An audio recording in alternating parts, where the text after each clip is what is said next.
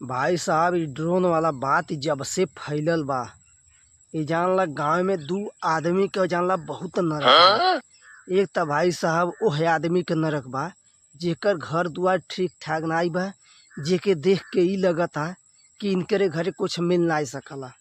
और जौने के बहन शादी बियाह नाई भइल बा ओह आदमी के भाई साहब बहुत नरक बा। बात तो सही है। ओह लइकन के भाई साहब एकदम जानला सासतिया एकदम भाई साहब ज्यादातर यह लोग गांव के देखत हवन सुनत हवन।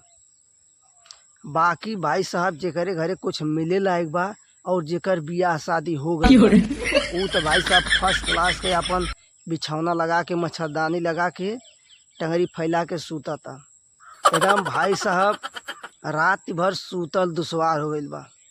अगर भाई साहब कहीं कुकुर भूकता तब तुरंत भाई साहब जांच शुरू हो जाता। कहाँ भूकता काहे भूकता एकदम पता लगत शुरू हो जाता।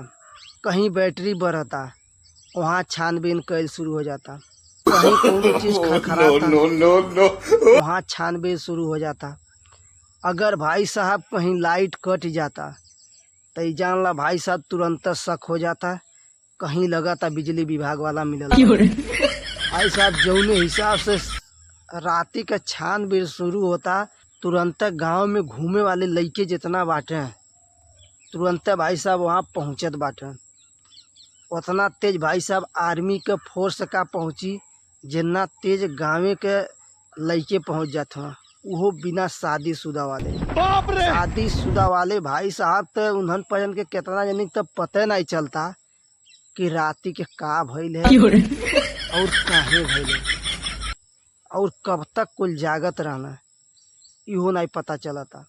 खाली इतना पता चलता कि हमारे गांव के लइके जागत बा। और पूरा गांव वाले भी नहीं जागत आते, पूरा गांव वाले जगते हैं तब वो भाई साहब गली मत रह। बात तो सही है। और ते और कितना जानी के भाई साहब मजाक लगता और अफवाह लगता।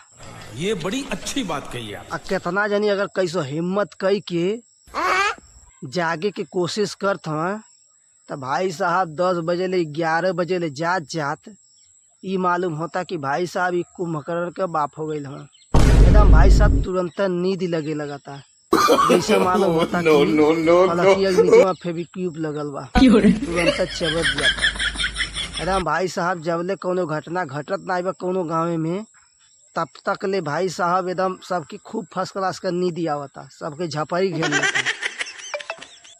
लेकिन अगर भाई साहब भगवान न करें कहियो केहू घर में ऐसा घटना हो गए चोरी हो गई तो भाई साहब पक्का बतावत है एक हफ्ता तक नींद नहीं आई। भाई साहब लेकिन जबले कुछ भइल नहीं बा तबले भाई साहब अफवाह लगता मजाक लगता सब झूठ लगता। लेकिन जौने दिन हो गईल ओह दिने भाई साहब जान लग कि सब सही लगी और नींदियो भाग जाई।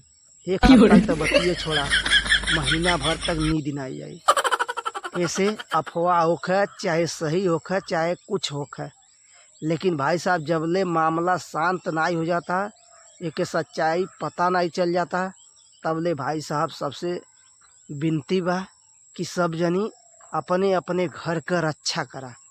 बात तो सही है। हाँ गांव के रक्षा करा चाहे न करा कम से कम अपने घर के अपने टोला के रक्षा तो जरूर करा।